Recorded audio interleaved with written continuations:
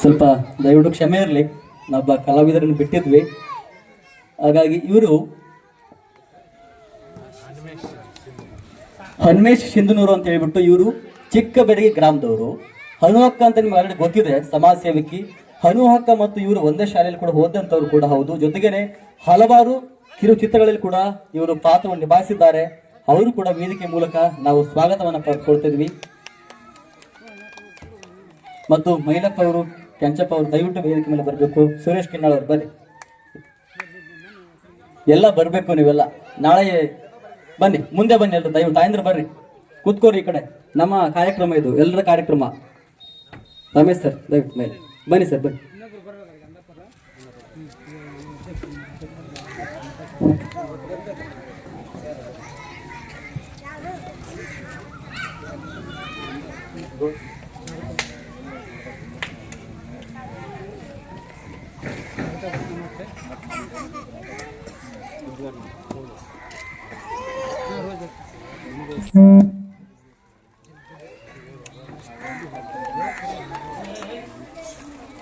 ಈ ಒಂದು ಕಾರ್ಯಕ್ರಮ ಈ ಒಂದು ಕಾರ್ಯಕ್ರಮಕ್ಕೆ ತಮ್ಮೆಲ್ಲ ಕೆಲಸ ಕಾರ್ಯಗಳನ್ನು ಬದಿಗಿಟ್ಟು ಬಂದಿರತಕ್ಕಂಥ ತಮ್ಮೆಲ್ಲರೂ ಕೂಡ ಈ ನನ್ನ ವೇದಿಕೆಯ ಮುಖಾಂತರವಾಗಿ ನಿಮಗೆ ಧನ್ಯವಾದ ತಿಳಿಸ್ತೇನೆ. ಇದು 3ನೇ ವರ್ಷದ ವಾರ್ಷಿಕೋತ್ಸವ ಸಮಾರಂಭ. ಅಂದರೆ ಮೊದಲನೇ ವರ್ಷ ಮತ್ತು 2ನೇ ವರ್ಷ ಕೂಡ ನಾವು ಇದೇ ರೀತಿ ಮಾಡ್ತಾ ಬಂದಿದ್ದೀವಿ ಕಾರ್ಯಕ್ರಮವನ್ನ. ಅಂದ್ರೆ ಒಂದು 20 ಜನ ಅಥವಾ 15 ಜನ ಸಾಧಕರನ್ನು ಗುರುತಿಸಿ ಬೇರೆ ಬೇರೆ ಜಿಲ್ಲೆಗಳಿಂದ ಅವ್ರನ್ನ ಕರ್ಕೊಂಡು ಬಂದು ಅವರ ಸಾಧನೆಯನ್ನು ಗುರುತಿಸಿ ಅವ್ರ ಬಗ್ಗೆ 5 ಅಥವಾ 10 ದಿನಗಳ ಕಾಲ ಅದ್ರ ಬಗ್ಗೆ ಡಿಸ್ಕಷನ್ಸ್ ಮಾಡಿ ಏನೆಲ್ಲ ಸಾಧನೆ ಮಾಡಿ ಅನ್ನೋದ್ರ ಬಗ್ಗೆ ಗುರುತಿಸಿಕೊಂಡು ಸಾಧಕರನ್ನ ನಾವು ಗುರುತಿಸಿದ್ವಿ. ಈ ವರ್ಷದ ಕಾರ್ಯಕ್ರಮದ ಸಾಧಕರು ತುಂಬಾನೇ ಒಬ್ಬ ವಿಶೇಷವಾಗಿರ್ತಕ್ಕಂಥ ಸಾಧಕರು. ನಮ್ಮ ದುರ್ಗಪ್ಪ ಕಂಬಳಿ ಅವರಾಗಿರ್ಲಿ, ವೀರಣ್ಣ ಕೋಮಲಾಪುರ ಅವರಾಗಿರ್ಲಿ, ಯೋಗೇಶ್ ಬಡಗೇರ್ ಅವರಾಗಿರ್ಲಿ, ಫಕರೇಶ್ ಅಂದ್ರಾಳ್ ಅವರಾಗಿರ್ಲಿ, ಮತ್ತಿತರ ಎಲ್ಲರೂ ಕೂಡ ಒಳ್ಳೆ ರೀತಿಯಲ್ಲಿ ನಮ್ಮ ಕಾರ್ಯಕ್ರಮಕ್ಕೆ ಆಗಮಿಸಿದ್ದಾರೆ. ನಿಮ್ಗೆ ಆಲ್ರೆಡಿ ಗೊತ್ತಿದೆ ಕನ್ನಡ ಸ್ಫೂರ್ತಿ ಮಾಧ್ಯಮ ಯಾವ ರೀತಿ ಕೆಲಸವನ್ನ ಮಾಡ್ತಿದೆ ಅನ್ನೋದ್ರ ಬಗ್ಗೆ ಅಲ್ವಾ. ನಮ್ಮ ಕೊಪ್ಪಳ ಜಿಲ್ಲಾದ್ಯಂತ ಪ್ರತಿಯೊಂದನ್ನು ಕೂಡ ನಾವು ಹೊರ ತೆಗೆತಕ್ಕಂಥ ಕೆಲಸ ನಮ್ಮ ಎಲ್ಲ ಸದಸ್ಯರಿಗೆ ಗೊತ್ತಿರ್ಬೋದು. ಎಷ್ಟು ಸಾರಿ ನಾವು ಗ್ರಾಮದ ಬಗ್ಗೆ ಎಚ್ಚರಿಕೆಯಿಂದ ಕೆಲಸ ಮಾಡ್ತೀವಿ ಅಂದ್ರೆ, ಸುಮಾರು ಎಲ್ಲ ದೇವಸ್ಥಾನಗಳನ್ನ ಸಣ್ಣ ಸಣ್ಣ ಮಕ್ಕಳನ್ನು ಕರೆದುಕೊಂಡು ಸ್ವಚ್ಛತೆ ಕಾರ್ಯ ಆಗಿರ್ಲಿ, ಜೊತೆಗೆ ಚರಂಡಿ ವ್ಯವಸ್ಥೆ ಕಾರ್ಯ ಆಗಿರ್ಲಿ, ರಸ್ತೆ ಆಗಿರ್ತಕ್ಕಂಥ ಕಾರ್ಯದ ಬಗ್ಗೆ ಎಚ್ಚೆತ್ತುಕೊಳ್ತಕ್ಕಂಥ ಕೆಲಸವಾಗಿರ್ಲಿ, ಇನ್ನು ಇದಲ್ಲದೆ ಬೇರೆ ಬೇರೆ ಗ್ರಾಮಗಳಲ್ಲಿ 10 ಕೆಲಸಗಳನ್ನು ನಾವು ಕನ್ನಡ ಸ್ಫೂರ್ತಿಯ ಮೂಲಕವಾಗಿ ನಿರಂತರವಾಗಿ ಕೆಲಸವನ್ನ ಮಾಡಿದೀವಿ. ಬಟ್ ಆದ್ರೆ ಕೇವಲ 25 ವರ್ಷದ ಹುಡುಗ ಈ ರೀತಿ ಮಾಡ್ಲಿಕ್ಕೆ ಬೆಂಬಲ ಏನಂತ ಹೇಳಿದ್ರೆ ಅವನ ಒಂದು ತಿಳುವಳಿಕೆ ಒಂದು ವಿಚಾರದಲ್ಲಿ, ಜೊತೆಗೇನೆ ನಿಮ್ಮೆಲ್ಲರ ಕೋಟಿ ಕೋಟಿ ಕೈಗಳ ಒಂದು ಸಹಾಯ ಇದೆಯಲ್ಲ, ಅದು ಬಹಳ ಮುಖ್ಯವಾಗ್ತದೆ. ಈ ಸಂದರ್ಭದಲ್ಲಿ ನಿಮ್ಮ ಸಹಾಯ ಇಲ್ಲದೆ ಇದ್ದಿದ್ರೆ ನಾನು ಈ ರೀತಿ ವೇದಿಕೆ ಹತ್ತಕ್ಕೆ ಆಗ್ತಿರ್ಲಿಲ್ಲ, ಜೊತೆಗೇನೆ ಈ ರೀತಿ ಮಾತಾಡೋಕೆ ಕೂಡ ಆಗ್ತಾ ಇರ್ಲಿಲ್ಲ.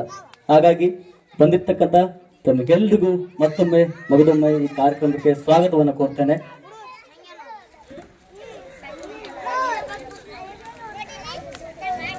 ಓಕೆ, ಇನ್ನು ಸ್ವಲ್ಪ ಸಮಯ ಇರೋದ್ರಿಂದ ನಮ್ಮ ದುರ್ಗಪ್ಪ ಅವರು 2 ಮಾತನ್ನ ಹೇಳ್ತಾರೆ ಹಾಸ್ಯವಾಗಿ.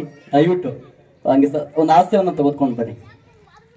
ಏನಾದ್ರು ನಿಮ್ಮ ಒಂದು ದುರ್ಗಪ್ಪ ಗೊತ್ತಿರ್ತಾನೆ, ನಿಮ್ಗೆಲ್ಲರಿಗೂ ಗೊತ್ತಿರಲ್ವಾ, ಹಾಸ್ಯ ಕಲಾವಿದರು, ನಮ್ಮ ಹಿರಿಯ ಕಲಾವಿದರು ಕೂಡ ಹೌದು.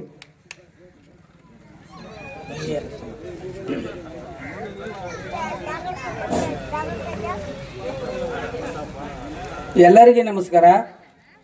ನಾನು ನಿಮ್ಮ ಮನೆ ಮಗ ದುರ್ಗಪ್ಪ ಕಂಬಳಿ ಅಂತ ಹೇಳಿ,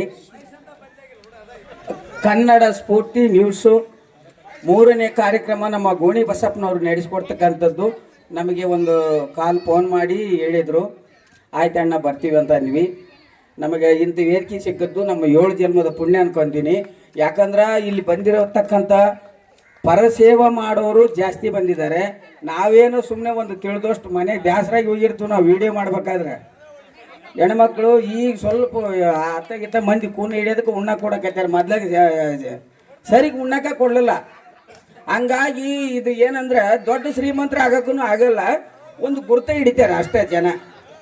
ಅದಕ್ಕಾಗಿ ಇದು ಸೇವವನ್ನ ನಮ್ಮನೆ ಮಕ್ಕಳಿಗೆ ನಾವು ಸರಿಗೆ ನೋಡ್ಕೊಳಕ್ಕಾಗಲಾರ್ದಂತಾಗ ಒಂದು ಪ್ರಾಣಿ ಪಕ್ಷಿಗಳಿಗೆ ದಾನ ಧರ್ಮವನ್ನು ಮಾಡಿ ಪರಹಿತಕ್ಕಾಗಿ ಮಕ್ಕಳ ಶಿಕ್ಷಣಕ್ಕಾಗಿ ಒಳ್ಳೊಳ್ಳೆ ಕಾರ್ಯಗಳನ್ನು ಮಾಡುವಂಥ ದೊಡ್ಡ ದೊಡ್ಡ ವ್ಯಕ್ತಿಗಳು ಇಲ್ಲಿ ಬಂದು ಕುಂತಿದ್ದಾರೆ. ಇವ್ರನ್ನೆಲ್ಲರೂ ಕರೆಸಿದ್ದ ನಮ್ಮ ಗೋಣಿ ಬಸಪ್ಪನವರಿಗೆ ನನ್ನ ನಮಸ್ಕಾರಗಳು. ಯಾಕಂದ್ರೆ ಇಂಥ ಸಮಾಜ ಸೇವೆಯನ್ನ ಮಾಡೋರು ಶರಣರು ಸಾಧುರು ಸಂತರು ಅಂತ ಹೇಳ್ತಾರೆ. ಆದ್ರೆ ಇಂಥ ಸಂಸಾರದಲ್ಲಿದ್ದು ಇಂಥ ಪರಸೇವವನ್ನು ಮಾಡುವವರು ನಾನು ಎಲ್ಲೇ ಒಬ್ಬರನ್ನ ಕಾಣ್ತಾ ಇದ್ದೀನಿ. ಆದ್ರೆ ಇಂತಿಂತ ಯಾರು ಬರ್ತಾರ, ನಾವು ಅವ್ರಿಗೆ ಮೀಟ್ ಹಾಕಿವಂತ ನನ್ನ ಕನಸಿನಾಗೂ ಅನ್ಕೊಂಡಿದ್ದಿಲ್ಲ. ನಮ್ಮ ಬಸಣ್ಣವರು ಕೂಡಿಸಿ ಅಂಥವ್ರ ದರ್ಶನವನ್ನ ಮಾಡಿಸಿದಕ್ಕೆ ನಾನು ಈ ಊರ ಮಾರುತೇಶ್ವರನಿಗೆ ಮತ್ತು ಬಸಣ್ಣನಿಗೆ ಧನ್ಯವಾದಗಳನ್ನು ಹೇಳಕ್ಕೆ ಇಷ್ಟಪಡ್ತಾ ಇದ್ದೀನಿ.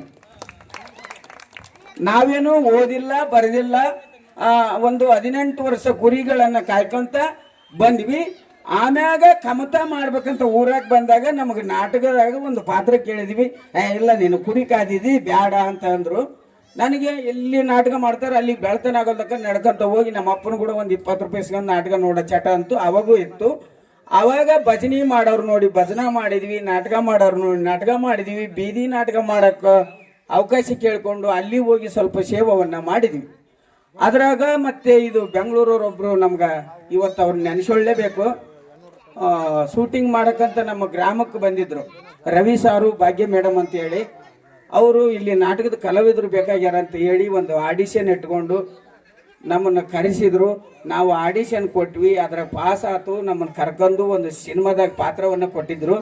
ಆ ಸಿನಿಮಾ ರಿಲೀಸ್ ಆಗ್ಬೇಕನ್ನೋ ಟೈಮಕ್ಕೆ ಅವರು ಕೊರೋನಾದಾಗ ನಮ್ಮ ಡೈರೆಕ್ಟರ್ ಸರ್ ತೀರ್ಕೊಂಡಾಗ ನಾವು ಸುಮ್ಮನೆ ಊರಾಗ ಇದ್ವಿ.